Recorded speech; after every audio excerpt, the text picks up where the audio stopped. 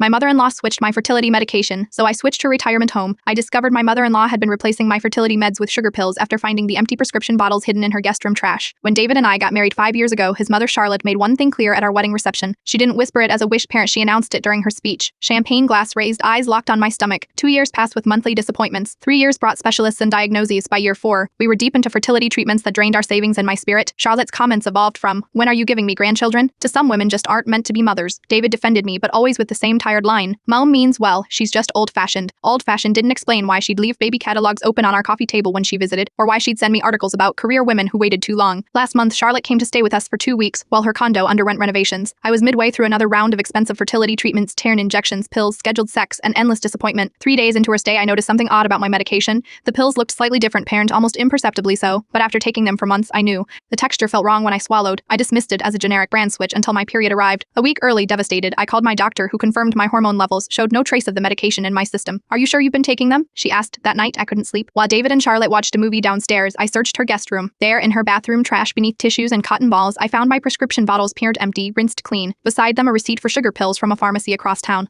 My hands shook as I photographed everything. This woman had been systematically replacing my medication, sabotaging her attempts to conceive while watching me spiral into depression with each failure. I didn't confront her immediately. Instead, I started keeping my medication locked in my car and continued acting normal. Meanwhile, I gathered more evidence. Perta found her Google searches for how to spot fertility medications and do sugar pills look like fertility drugs. Then I discovered something else while using David's laptop, emails between him and his mother discussing Charlotte's retirement plan. She'd sold her condo to finance a spot at Meadowlark Gardens, the most exclusive senior community in our state. The $200,000 deposit was due next month, parent money from her condo sale that was currently in our joint account for safekeeping. David had promised to handle the paperwork while Charlotte was with us. She'd been bragging about Meadowlark for months, parent, private chefs, spa services, and most importantly, status among her friends. That night I showed David the empty pill bottles, the receipt, and her searches. His face crumpled. "I'll talk to her," he promised, voice breaking. "No," I said calmly. "I have a better idea." The next morning, Charlotte announced she was extending her stay another week. I smiled warmly. "Perfect timing. We've been finalizing your retirement arrangements." Her eyes lit up. "Meadowlark? Actually, we found somewhere much more practical," I said, sliding a brochure across the table. "Pine Haven? It's half the price of Meadowlark, and the basic medical care is included." She flipped through pictures of the modest facility, printing clean but simple. Shared rooms, scheduled meal times, nothing like the luxury she'd been expecting. There must